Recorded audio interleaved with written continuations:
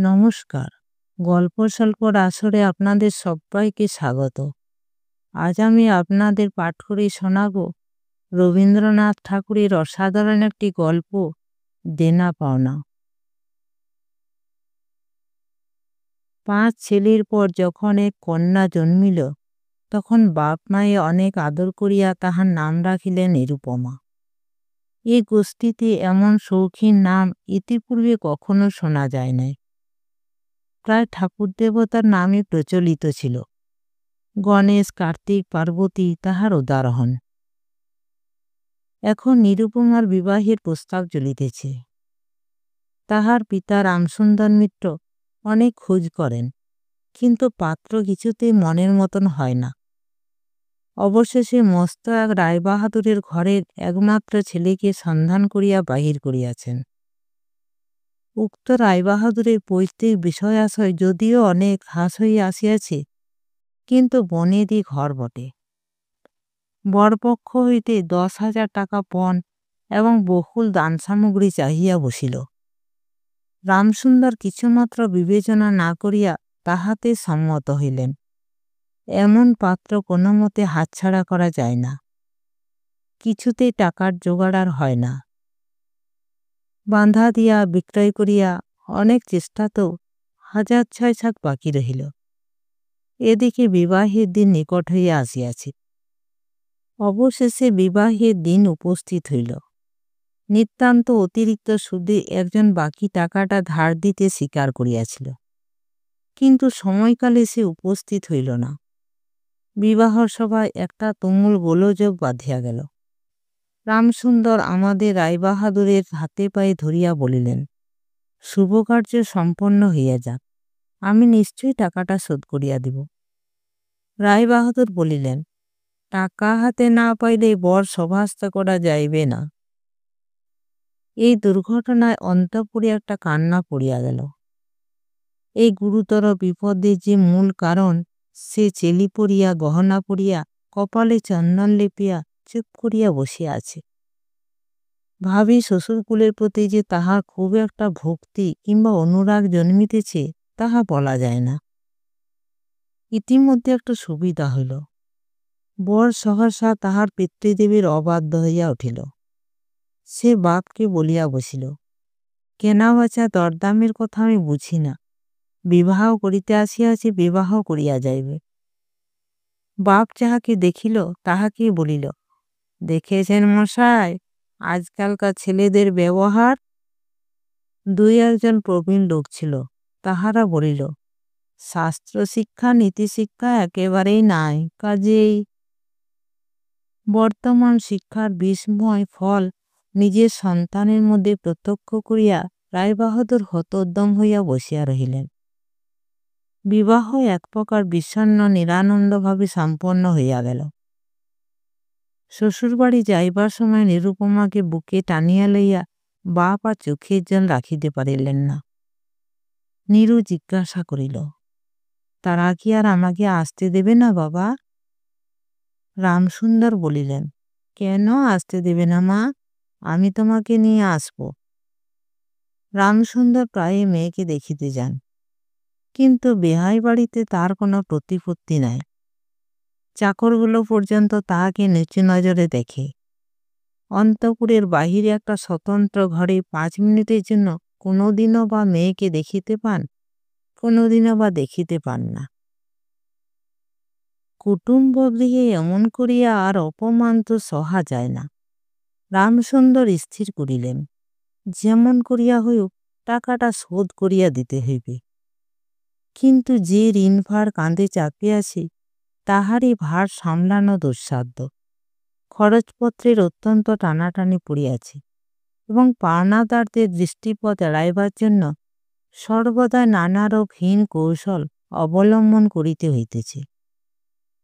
এদিকে শ্বশুরবাড়ি উঠিতে বসিতে মেয়েকে খোঁটা লাগাইতেছে। পিতৃগৃহের নিন্দা শুনিয়া ঘরে দাঁড় দিয়া অশ্রু বিসর্জন তাহার নিত্য ক্রিয়ার মধ্যে দাঁড়াইয়াছে। বিশেষত শাশুড়ির আক্রোশ আর কিছুতেই মেটে না। যদি কেহ বলে, আহা কি শ্রী, বইয়ের মুখখানি দেখিলে চোখ জুড়াইয়া যায়, শাশুড়ি ঝঙ্কার দিয়া উঠিয়া বলে, শ্রী তো ঘাড়েই, যেমন ঘরের মেয়ে তেমনি শ্রী। এমনকি বইয়ের খাওয়া পড়ারও যত্ন হয় না।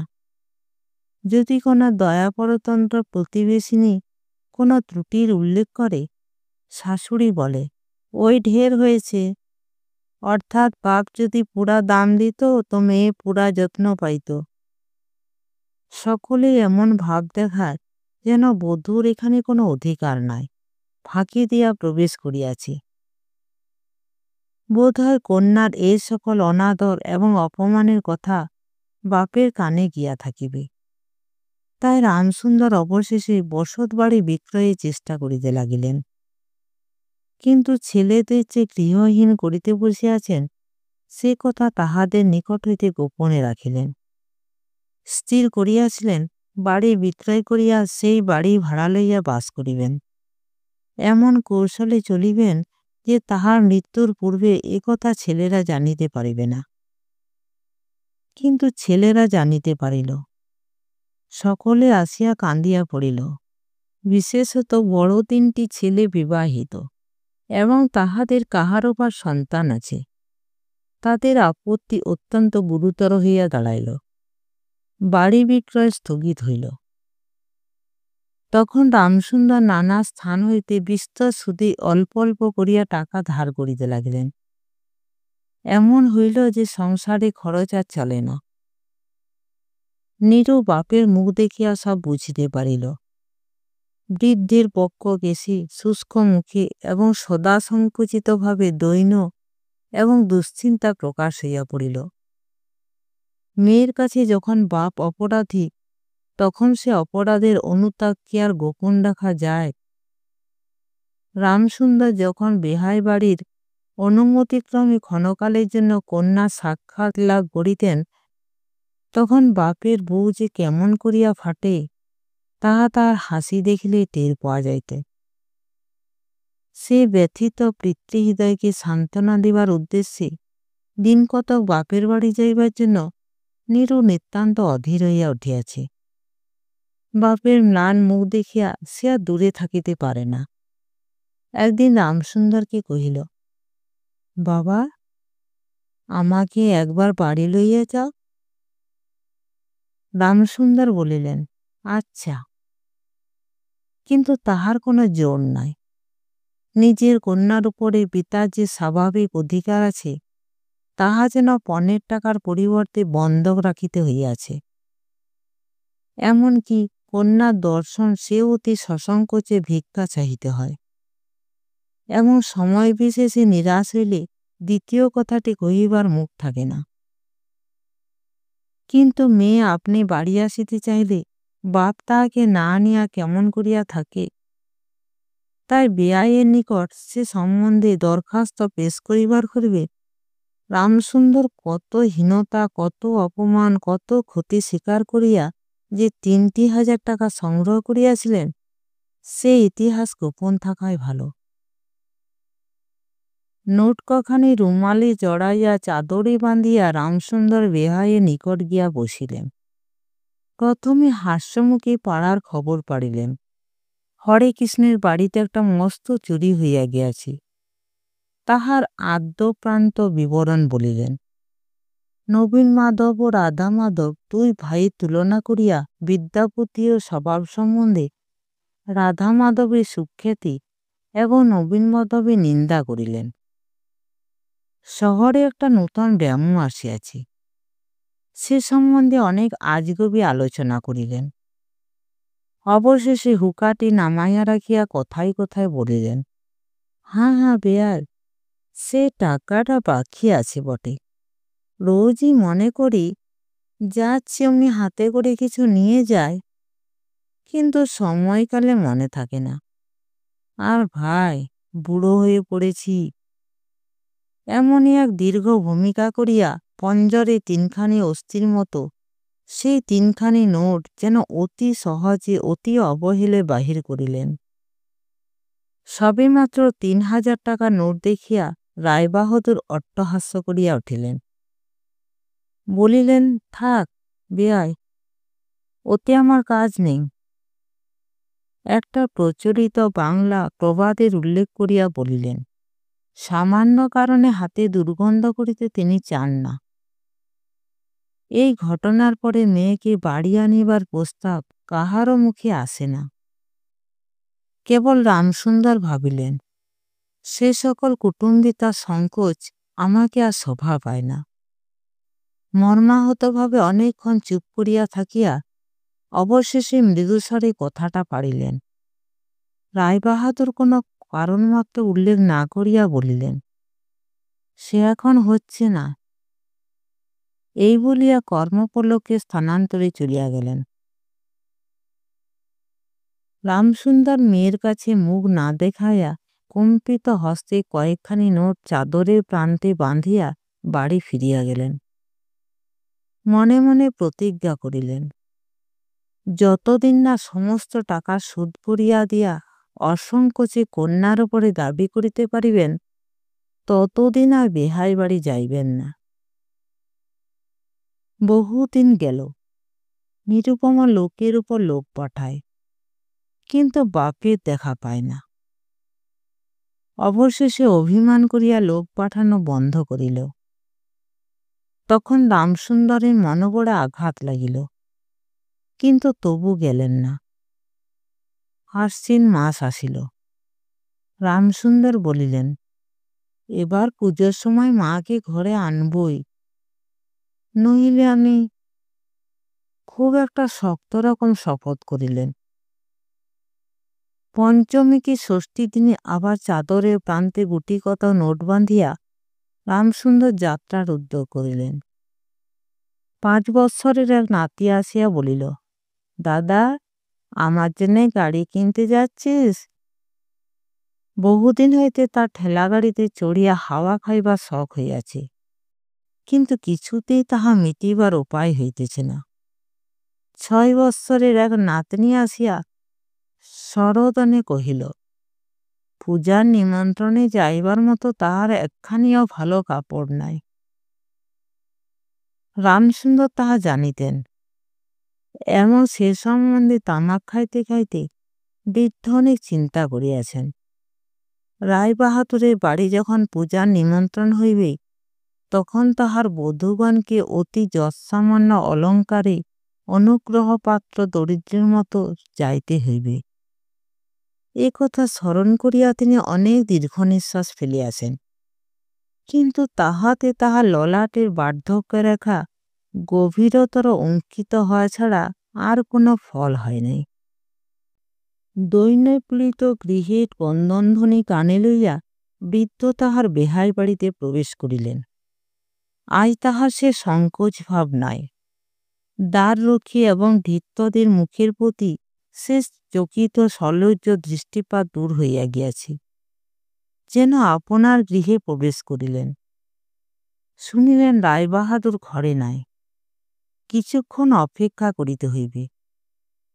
মনের উচ্ছ্বাস সংবরণ করিতে না পারিয়া রামসুন্দর কন্যার সহিত সাক্ষাৎ করিলেন। আনন্দে 2 চোখ দিয়া জল পড়িতে লাগিল। বাপও কাঁদে, মেয়েও কাঁদে, দুইজনে কেহ আর কথা কহিতে পারে না। এমন করিয়া কিছুক্ষণ গেল। তারপরে রামসুন্দর কহিলেন, এবার তোকে নিয়ে যাচ্ছি মা, আর কোনো গোল নাই। এমন সময় রামসুন্দরের জ্যেষ্ঠপুত্র হরমোহন তাহার 2টি ছোট ছেলে সঙ্গে লইয়া সহসা ঘরে প্রবেশ করিলেন। পিতাকে বলিলেন, বাবা, আমাদের তবে এবার পথে ভাসালে? রামসুন্দর সহসা অগ্নিমূর্তি হইয়া বলিলেন, তোদের জন্য কি আমি নরকগামী হব? আমাকে তোরা আমার সত্য পালন করতে দিবি নে? রামসুন্দর বাড়ি বিক্রয় করিয়া বসিয়া আছেন। ছেলেরা কিছুতে না জানিতে পায় তাহার অনেক ব্যবস্থা করিয়াছিলেন, কিন্তু তবু তাহারা জানিয়াছে দেখিয়া তাহাদের প্রতি হঠাৎ অত্যন্ত রুষ্ট ও বিরক্ত হইয়া উঠিলেন। তাহার নাতি তাহার 2 হাঁটু সবলে জড়াইয়া ধরিয়া মুখ তুলিয়া কহিল, দাদা, আমাকে গাড়ি কিনে দিলে না? নতশির রামসুন্দরের কাছে বালক কোনো উত্তর না পাইয়া নীরুর কাছে গিয়া কহিল, পিসিমা, আমাকে একখানা গাড়ি কিনে দেবে? নিরুপমা সমস্ত ব্যাপার বুঝিতে পারিয়া কহিলেন, বাবা, তুমি যদি আর 1 পয়সা আমার শ্বশুরকে দাও, তাহলে আর তোমার মেয়েকে দেখতে পাবে না। এই তোমার গা ছুঁয়ে বললুম। রামসুন্দর বলিলেন, ছি মা, অমন কথা বলতে নেই। আর এই টাকাটা যদি আমি না দিতে পারি, তাহলে তোর বাপের অপমান আর তোরও অপমান।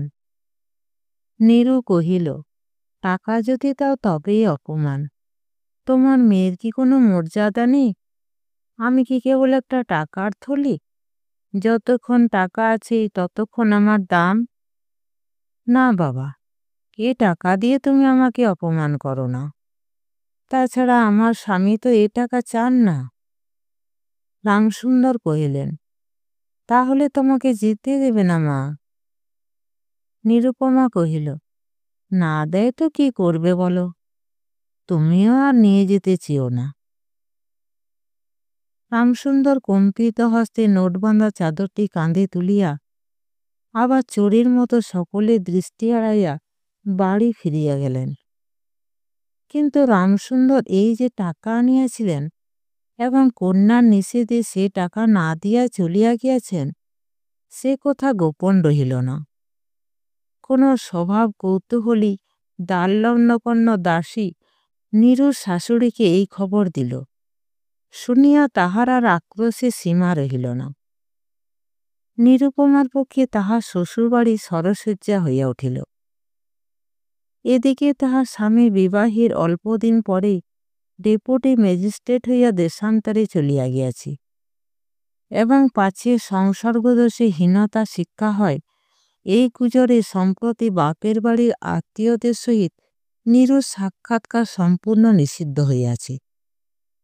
এই সময় নীরুর একটা গুরুতর পীড়া হইল, কিন্তু সেই জন্য তাহার শাশুড়িকে সম্পূর্ণ দোষ দেওয়া যায় না। শরীরের প্রতি সে অত্যন্ত অবহেলা করিত। কার্তিক মাসের হিমের সময় সমস্ত রাত মাথা দরজা খোলা। শীতের সময় গায়ে কাপড় নাই, আহারের নিয়ম নাই। দাসীরা যখন মাঝে মাঝে খাবার আনিতে ভুলিয়া যাইত, তখন যে তাহাদের একবার মুখ খুলিয়া স্মরণ করাইয়া দেওয়া, তাহাও সে করিত না। সে যে পরের ঘরে দাসদাসী এবং কর্তাগৃহিণীদের অনুগ্রহের উপর নির্ভর করিয়া বাস করিতেছে, এই সংস্কার তাহার মনে বদ্ধমূল হইতেছিল। কিন্তু এইরূপ ভাবটা শাশুড়ি সহ্য হইত না। যদি আহারের প্রতি বধূর কোনো অবহেলা দেখিতেন, তবে শাশুড়ি বলিতেন, নবাবের বাড়ির মেয়ে কিনা, গরিবের ঘরে অন্ন মুখে রোচে না। কখনো বা বলিতেন, দেখো না একবার, ছিঁড়ি হচ্ছে দেখো না, দিনে দিনে যেন পোড়া কাঠ হয়ে যাচ্ছে। রোগ যখন গুরুতর হইয়া উঠিল, তখন শাশুড়ি বলিলেন, ওর সমস্ত ন্যাকামি। অবশেষে একদিন নীরু সবিনয়ে শাশুড়িকে বলিল, বাবাকে আর আমার ভাইদের একবার দেখব মা। শাশুড়ি বলিলেন, কেবল বাপের বাড়ি যাইবার ছল। কেহ বলিলে বিশ্বাস করিবে না। যেদিন সন্ধ্যার সময় নীরুর শ্বাস উপস্থিত হইল, সেই দিন প্রথম ডাক্তার দেখিল এবং সেই দিন ডাক্তারের দেখা শেষ হইল। বাড়ির বড় বউ মরিয়াছে। খুব ধুম করিয়া অন্ত্যেষ্টিক্রিয়া সম্পন্ন হইল। প্রতিমা বিসর্জনের সমারোহ সম্বন্ধে জেলার মধ্যে রায়চৌধুরীদের যেমন লোকবিখ্যাত প্রতিপত্তি আছে, বড় বউয়ের সৎকার সম্বন্ধে রায়বাহাদুরদের তেমনি একটা খ্যাতি রটিয়া গেল। এমন চন্দন কাষ্ঠের চিতা এ মুলুকে কেহ কখনো দেখে নাই। এমন ঘটা করিয়া শ্রাদ্ধ কেবল রায়বাহাদুরদের বাড়িতে সম্ভব, এবং শোনা যায় ইহাতে তাহাদের কিঞ্চিৎ ঋণ হইয়াছিল।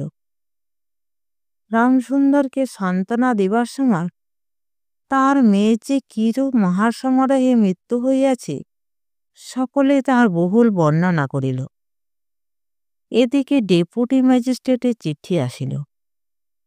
আমি এখানে সমস্ত বন্দোবস্ত করিয়া লইয়াছি, অতএব অবিলম্বে আমার স্ত্রীকে এখানে পাঠাইবে। রায়বাহাদুরের মহিষী লিখিলেন, বাবা, তোমার জন্য আর একটি মেয়ের সম্বন্ধ করিয়াছি, অতএব অবিলম্বে ছুটি লইয়া এখানে আসিবে। এবারে 20,000 টাকা পণ এবং হাতে হাতে আদায়।